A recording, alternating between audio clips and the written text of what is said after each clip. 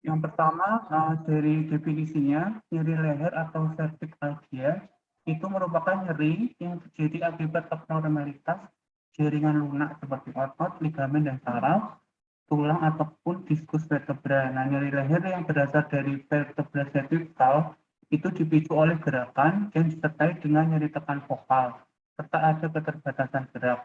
Nah, nyeri leher yang terkait dengan spondylosis umumnya gejalanya bilateral, sementara yang radikulopati umumnya unilateral dan dapat menjalar sesuai distribusi radik sarafnya. Kemudian ada cervical syndrome, itu definisinya merupakan sekumpulan gejala akibat perubahan pada tulang belakang leher dan jaringan lunak. Ini menyebabkan penekanan dan iritasi dari radik servikal. Kemudian dari epidemiologinya 20-70% manusia setidaknya pernah mengalami nyeri leher sekali seumur hidup. Kemudian menjadi penyebab disabilitas keempat dengan prevalensi tahunan lebih dari 30%. Untuk usia, insidensi tertingginya pada usia lebih dari 50 tahun. Berdasarkan jenis kelamin lebih banyak pada perempuan dengan perbandingan 1,67 banding 1. Dan ini terkait dengan postur tubuh yang buruk, baik psikologis seperti kecemasan dan depresi, serta ada ketegangan leher ataupun cedera baik terkait pekerjaan maupun olahraga.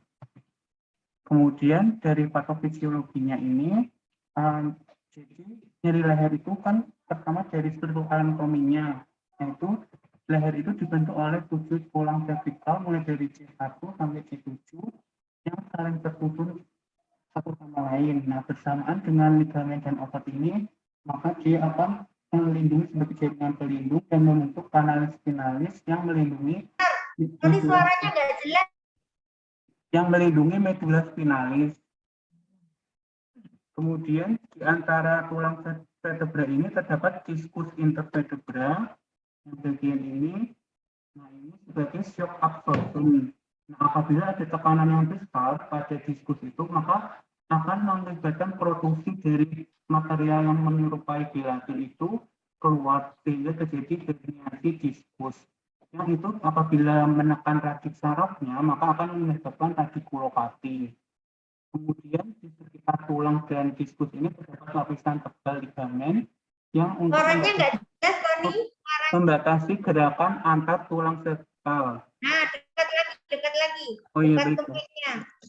Nah, biasanya ini bisa disebabkan oleh trauma leher, terutama whiplash injury. Nah, itu terjadi akibat adanya impact yang mengakibatkan hiperekstensi leher dan hiperfleksi dari leher, sehingga menyebabkan fungsinya terganggu. Nah, ini apabila iritasi dan penggunaan otot yang terus-menerus dapat mengakibatkan cervical strain.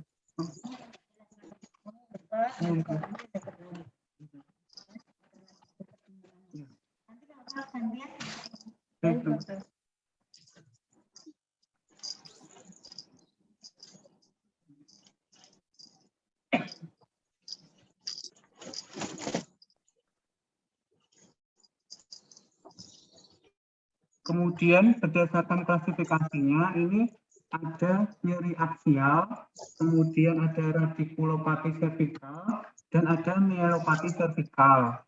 Untuk yang nyeri aksial ini dia itu merupakan nyeri yang akibat kelainan pada otot, kelainan pada sendi maupun kelainan pada tulang. Nah, ini pertama ada ketegangan otot leher atau cervical strain dan sprain. Nah, cervical strain itu merupakan cedera pada otot leher yang mengakibatkan spasme otot. Nah, ini sering akibat dari stres fisik, termasuk postur tubuh yang buruk, kemudian stres psikologis, kebiasaan tidur menggunakan bantal yang berlebih, serta olahraga yang berat.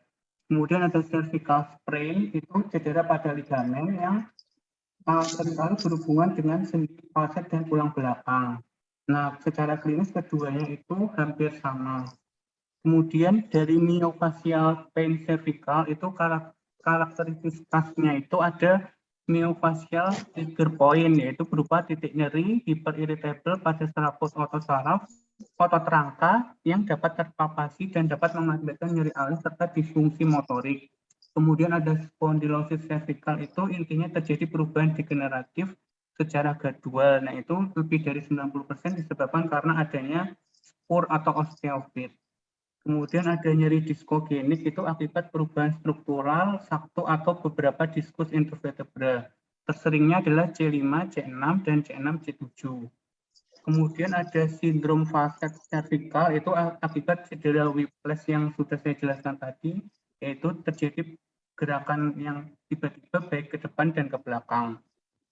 Yang selanjutnya ada diffuse skeletal hyperostosis, itu sindrom klinis akibat kalsifikasi abnormal yang mengakibatkan pengerasan dari ligamen dan tendon. Selanjutnya ada radikulopati cervical. Nah, jadi radiculocervical ini intinya merupakan nyeri menjalar dan biasanya disertai dengan adanya gangguan dari baik dari motorik maupun gangguan dari sensoriknya. Gangguan dari sensorik maupun gangguan dari motoriknya. Nah, itu akibat dari iritasi maupun penekanan pada rabit saraf. Dapat dilihat ini bermacam-macam penyebabnya. Ada herniasi diskus degeneratif, ada spondylosis, ada spinal neoplasma, ada infeksi. Nah, ini menyebabkan radikulopati. Radikulopati itu penekanan pada rabit saraf. Nah, itu bisa menyebabkan berbagai macam gejala dan tanda, yaitu fascikulasi, ini jarang namun dapat terjadi. Kemudian ada atrofi otot yang secara terus-menerus dalam jangka waktu lama. Kemudian ada kelemahan berupa plastik paralisis. Kemudian ada penurunan refleks tendon. Kemudian ada nyeri neuropatik yang sifatnya tajam seperti tusuk-tusuk dan terbakar. Ditandai dengan adanya pada leher ada spurling sign-nya positif, nanti dijelaskan pada bagian pemeriksaan fisik. Kemudian ada gangguan sensorik dengan pemeriksaan fingerprint test. Kemudian miopati itu dia intinya terjadi gangguan pada medula spinalisnya, itu karena adanya kompresi.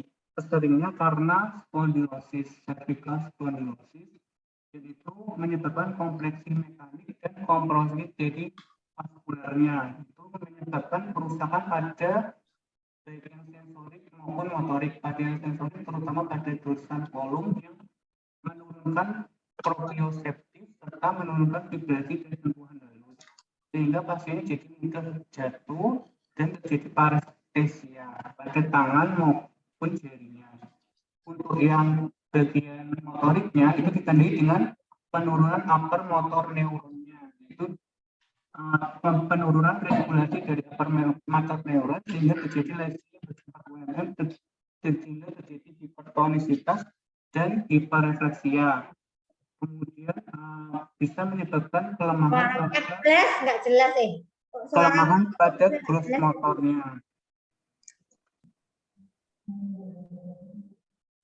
Omongannya memang nggak jelas ya.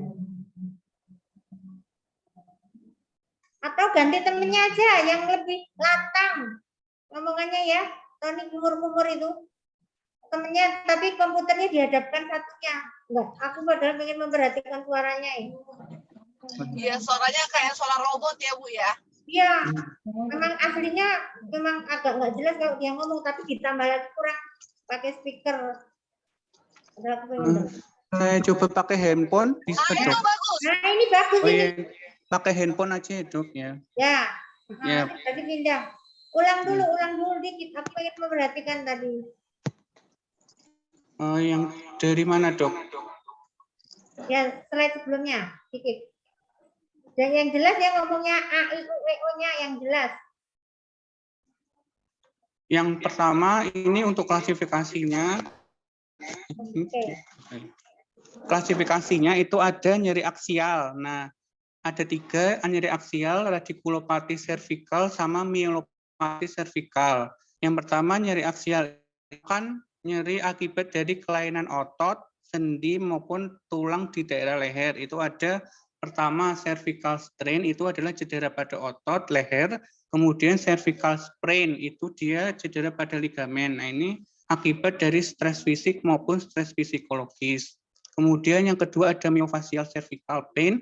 Ini karakteristik khasnya itu ada myofascial trigger point, itu ada titik nyeri hiperirritable pada serabut otot rangka yang dapat terpalpasi, ini mengakibatkan nyeri alih dan disfungsi motorik. Kemudian ada spondylosis cervical, ini intinya dia terjadi degeneratif secara gradual, seringnya lebih dari 90% terjadi karena adanya pertumbuhan osteofit atau spur. Kemudian yang keempat ada nyeri diskogenik, ini intinya adalah akibat perubahan struktural satu atau beberapa diskus intervertebra cervical. Terseringnya itu di C5, C6, dan C7.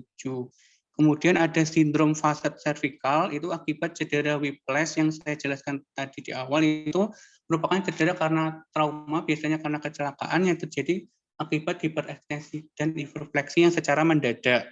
Kemudian ada diffuse skeletal hyperostosis, itu sindrom klinis akibat adanya kalsifikasi pada ligamen dan tendon, sehingga jadi mengeras ligamen dan tendonnya.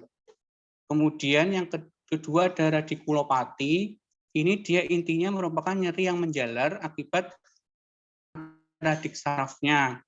Nah, dia itu tersering karena ada herniasi dari diskus degeneratif maupun spondylosis dan lain-lain penyebabnya ini. Kemudian terjadi kerusakan motor neuron yang dia menekan dari radik sarafnya, sehingga terjadi gejala seperti gejala dan tanda seperti fasikulasi, atrofi otot, dan kelemahan paralisis flaksit.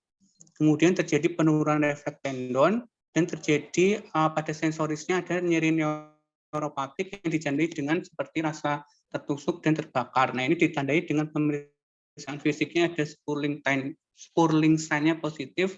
Nanti pada pemeriksaan fisik dibahas lebih lanjut. Kemudian ada gangguan pada sensoriknya ditandai dengan pinprick test-nya. Selanjutnya ada myelopati cervical. Nah, ini dia merupakan gangguan pada medula spinalis yang akibat adanya kompresi. Biasanya terseringnya karena spondylosis ataupun perubahan degeneratif. Ini dia mengakibatkan kerusakan dari sensori motor neuron itu terutama di dorsal kolum. Dia itu menurunkan dari proprioceptif sehingga pasiennya jadi lebih mudah jatuh. Kemudian penurunan vibrasi dan sentuhan halus ditandai dengan parestesia tangan. Kemudian ada kerusakan pada motor yang descending, yaitu terjadi penurunan regulasi dari upper motor neuronnya sehingga terjadi gejala seperti lesi UMM seperti hipertonisitas dan hiperrefleksia.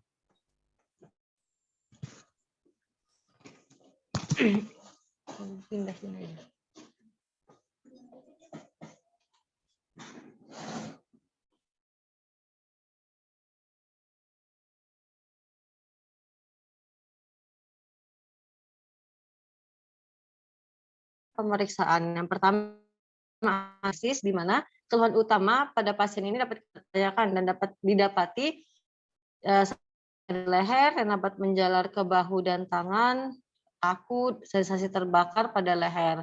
Kemudian ditanyakan pula onset dari nyerinya. Ini onset bisa akut yaitu kurang dari 6 minggu, subakut 6 minggu sampai 6 bulan, dan kronis lebih dari 6 bulan.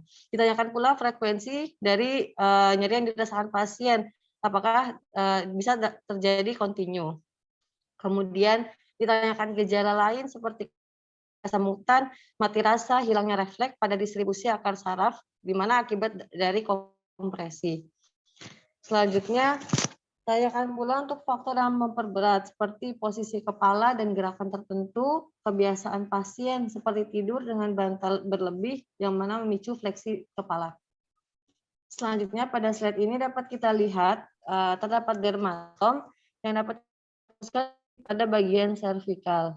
Nah, apabila terjadi iritasi pada radiks C2, C3, C4, nah di sini dapat menyebabkan nyeri kepala oksipital, migrain, dizziness, mual,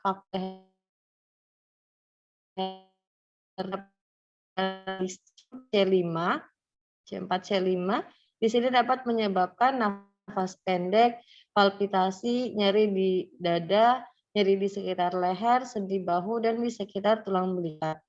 Selanjutnya, jika terdapat iritasi C6, C7, di sini dapat menyebabkan nyeri pada bahu, lengan atas, dan lengan bawah, kemudian ada mati rasa pada jari.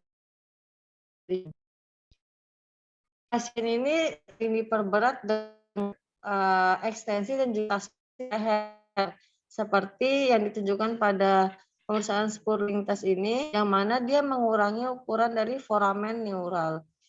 Nah, sebelum kita mendiagnosis radikulopati servikal, gejala dari mielopati ini perlu disingkirkan seperti gangguan ketangkasan, gangguan cara berjalan, tanda motor neural objektif seperti tanda Hoffman, Babinski, Hippocampus. Kemudian dapat kita lakukan tes provokasi seperti tes Spurling. Contoh ini kepala di miring ini, kemudian Lermita, tes napas. Lalu untuk Rom juga dapat kita lakukan melakukan fleksi lateral, rotasi, dan gerakan bahu. Selanjutnya pada ini di sini dapat pada slide ini dijelaskan dari pola klasik dari radikulopati servikal, di mana pada radix C4 ini distribusi nyerinya ini pada leher bawah trapezius. Di sini akan didapatkan abnormalitas nanti pada sensorik leher bawah dan lingkar bahu atas. Kemudian pada radix saraf C5, di sini distribusi nyerinya itu leher, bahu, atas. Dan didapati abnormalitasnya pada motorik deltoid, fleksi siku, sensorik lengan atas lateral. Refleksnya ini bisa untuk C6, C8, dan C1. Kasus spinal servikal ini sebaiknya kita lakukan pemeriksaan foto X-ray polos 3 posisi. Jika pada foto X-ray ini tidak terlalu jelas, maka dapat dilakukan pemeriksaan elektromiografi atau pemeriksaan konduksi saraf. Nah, pada MRI ini juga sebaiknya dilakukan untuk mengevaluasi herniasi diskus dengan atau tanpa kompresi dan juga gambaran osteofis spondylitik. Pada CT myelografi ini dapat digunakan sebagai ada pasien yang menggunakan. Selanjutnya untuk diferensial diagnosis, di sini terdapat yang kardiak, di mana nyeri kardiak ini dia menjalar pada ekstremitas atas, dan ini kemungkinan ini berasal dari jantung. Selanjutnya cervical spondylotic myelopathy. Nah, ini karakteristiknya dia ada perubahan cara berjalan, kemudian juga temuan upper motor neuron. Selanjutnya kompleks regional pain syndrome. Di sini nyeri tekan pada ekstremitas, dan ini keluhannya ini sering muncul setelah kejadian pemicu. Selanjutnya entrapment syndrome, contohnya seperti carpal tunnel syndrome atau cubital tunnel syndrome. Lalu hyperzoster, di mana terdapatnya inflamasi akut, di sini menyebabkan nyeri radikulopati. Lalu ada tumor intran ekstraspinal, personate Tanner syndrome, lesis tertonomi postmedian, rotator cuff patologi, dan thoracic outlet syndrome. Lalu untuk tata laksana, di sini dapat tata laksana non operatif dan juga operatif. Yang pertama non operatif, di sini diawali kita imobilisasi, di mana cervical collar ini namun tidak mengurangi proses dari penyakit tersebut. Lalu kita lakukan traction, ini dapat meregangkan foramen neural dan memiliki efek dekompresi pada radix yang terkena. Selanjutnya, pada pemberian farmakologi, NSAID ini dapat diberikan untuk lini pertama pada pemberian pengobatan pada cervical syndrome ini. Lalu juga dapat pemberian analgetik narkotik, muscle relaksan, antidepresan, atau juga antikonvulsan, di mana opioid ini dapat efektif untuk tata laksana nyeri neuropatik sampai dengan durasi 8 minggu. Untuk steroid oral ini tidak terlalu efektif, di mana penggunaan jangka panjang berpotensi menyebabkan komplikasi yang serius. Pemberian injeksi steroid ini seperti injeksi cervical perineural ini harus dilakukan dengan radiografi guidance dan hanya dilakukan setelah konfirmasi patologis dari MRI atau CT scan. Lalu dapat kita lakukan tata laksana terapi fisik dan manipulasi pada pasien yang mana berguna untuk memulihkan ROM. Nah, di sini terdapat contoh dari latihan penguatan dan peregangan. Beberapa gerakan di sini bisa dilakukan untuk menguatkan dan meregangkan dari otot leher cervical strain, yang mana merupakan penyebab nyeri leher terbanyak. Namun diperhatikan jangan sampai ini dilakukan pada kasus selain dari cervical strain, terlebih lagi pada radikulopati atau myelopati. Kemudian ini tindakan pembedahan. Nah, ini meskipun tidak dilakukan dalam mengatasi dari mayoritas keluhan dari nyeri leher, tapi tindakan pembedahan ini dapat kita pertimbangkan pada kasus herniasi diskus intervertebralis yang mengakibatkan radikulopati servikal atau pada kasus myelopati akibat dari spondilosis servikal.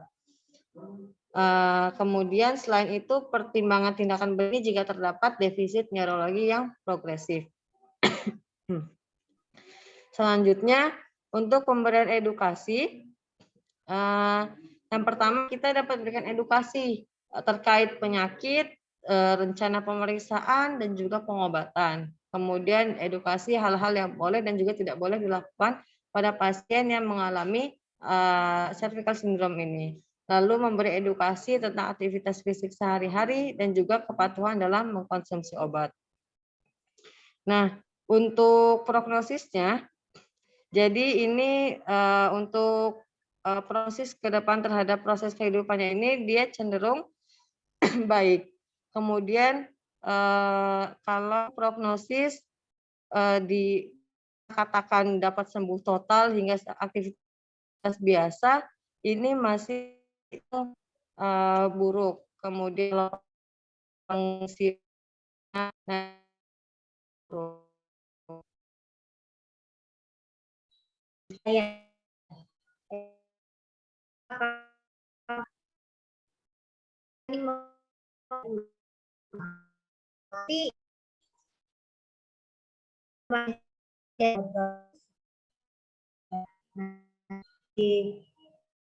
nanti di masa suara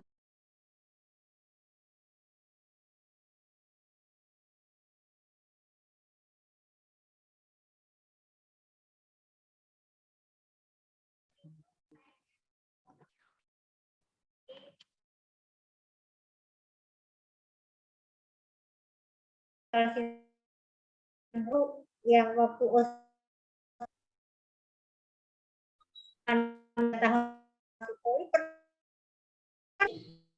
TS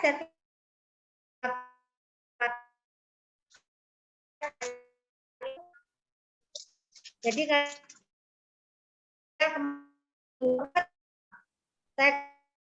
ternyata belum ada muncul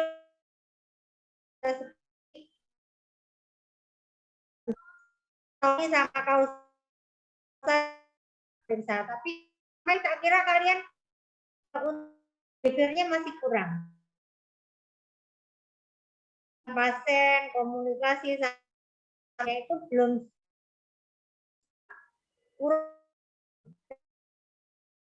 udah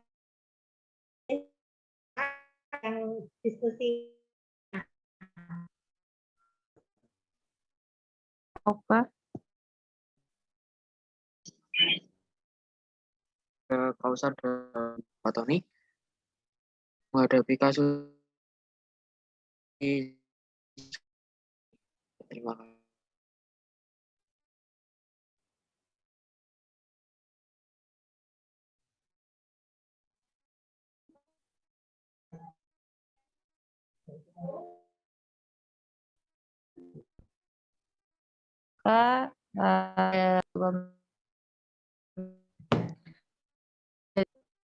Ketika kita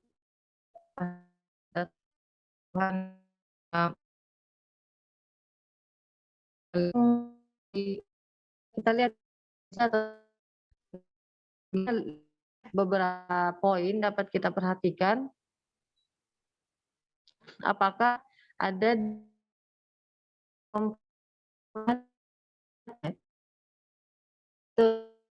di mana yang terjadi pada trauma, hanya fenomena ada di slide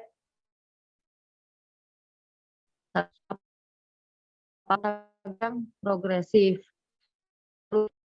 Juga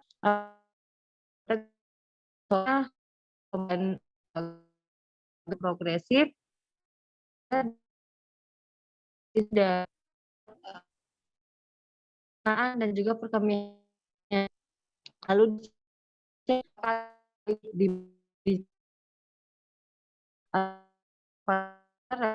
dan disertai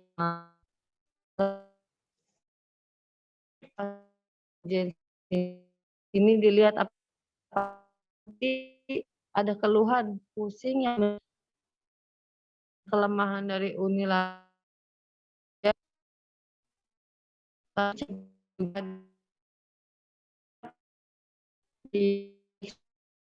kemudian kita lagi apakah pasien ini membutuhkan investigasi lebih lanjut seperti dicek apakah atau massa atau tumor seperti.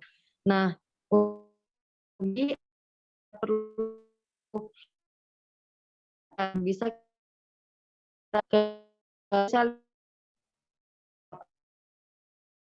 terdapat kemudian pasien ini leher atau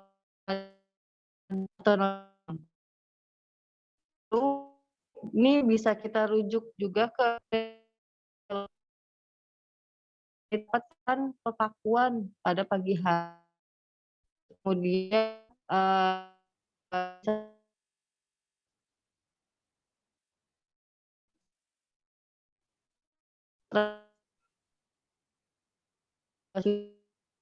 Suaranya putus.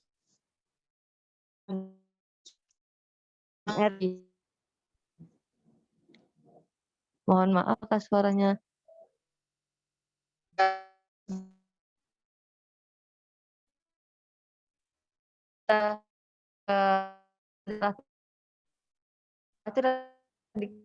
Bukannya ada image penjelasan MRI seperti itu, pencitraan yang seperti apa untuk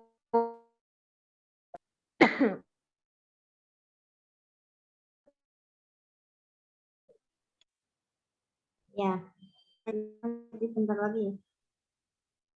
Pertanyaan? Ya. Atau nih, ya. Jadi yang ingin saya tanyakan yaitu aktivitas tata laksana vertikal. Oh iya, untuk mengenai ini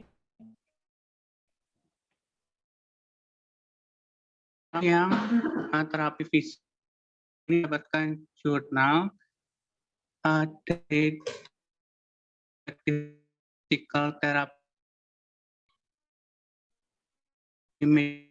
of Bosnia ini tahun 2013 didapatkan. Depan mana? Kamu benar. Dokter sudah. Saya share screen. Nah, dengan banyak pada perempuan dan pada dewasa muda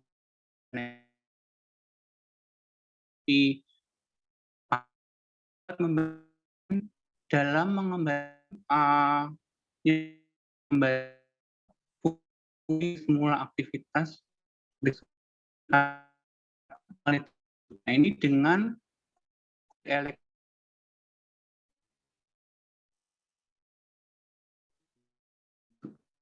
Dia penggunaan dari cervical. Yang slide selanjutnya.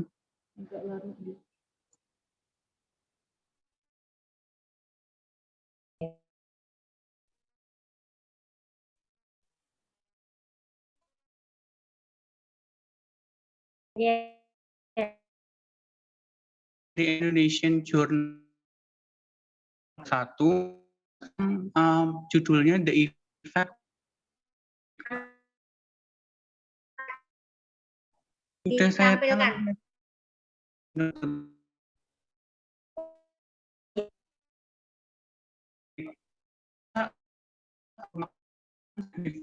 Analisis yang melibatkan artikel, review, dan membandingkan antara dan itu sama dapat nyari itu sudah mengecekkannya. Kemudian untuk zona yang ketiga ini dari itu dan terapi latihan sindrom yang disebabkan osis penelitian bahwa kasus servikasi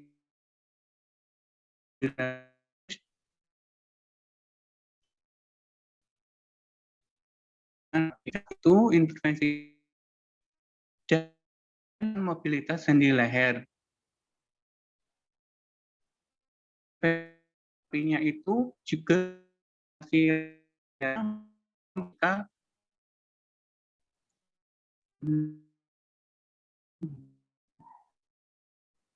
banyak itu yang aku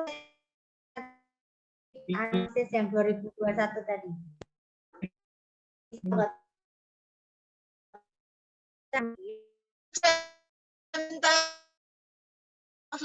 Masukin masuk ya, ini kita simpan ke dalam story. Ya, itu kan bulan berapa jurnal sudah dianalisis. Itu nanti bisa lain sedikit lebih ini. Nanti tak lihat dia ternyata polar neck tidak bermakna ya. Tadi kesimpulan ini coba. Oh bukan yang ini, yang tadi Dua Bu. Oleh ya.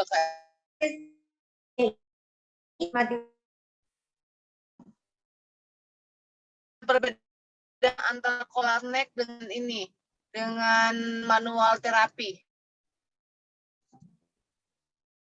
Kita dapat pasien karena mudah kali ya dibawa ke kita apa sama kita nah, gitu ini satu untuk namanya itu bisa untuk masuk kita merasa saya terlalu berat atau dari sudah mengganggu kalian pola seperti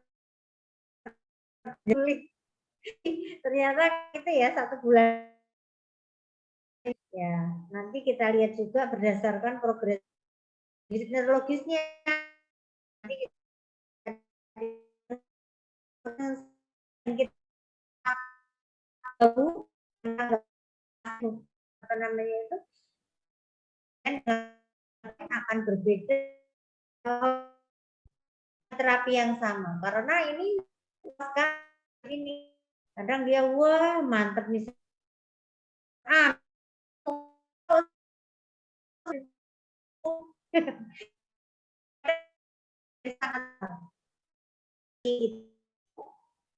intinya ingat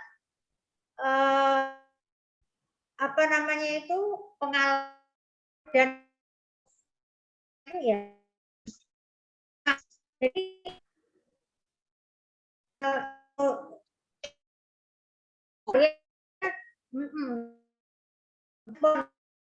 sensibilitas sensori maupun itu sangat berpengaruh.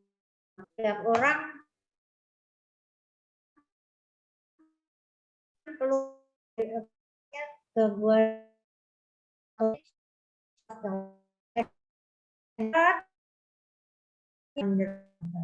sedikit pasien sangat terganggu, seminim mungkin akan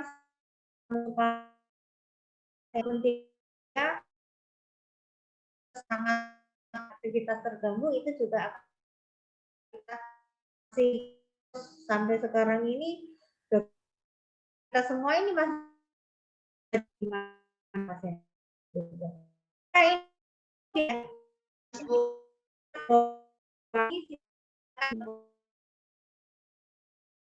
Mas Tony sama bagus. Dan kalian bisa Bu Sally bisa tepuk tangan di level sekarang yang belum.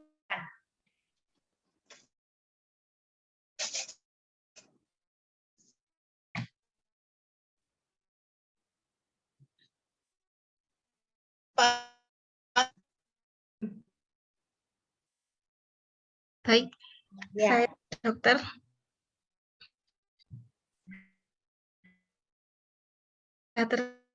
Ya. Oh, kamu Ya, dokter.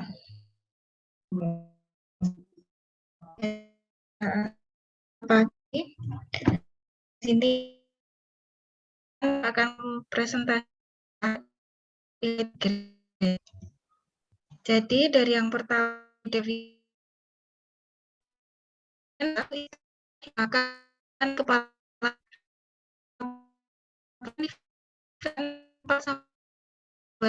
karakteristik nyeri kepala unilateral, denyut,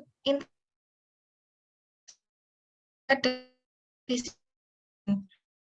dengan juga untuk berdasarkan migrain ini menduduki ke-6 dari seluruh penyakit. Dua neurologi kelainan yang menyebabkan hendaya. Untuk presentasi penyakit sampai 20 saya dengan untuknya berdasarkan 13 yang telah dari HR ini aura migrain, ada aura atau klasik migrain, sindrom dapat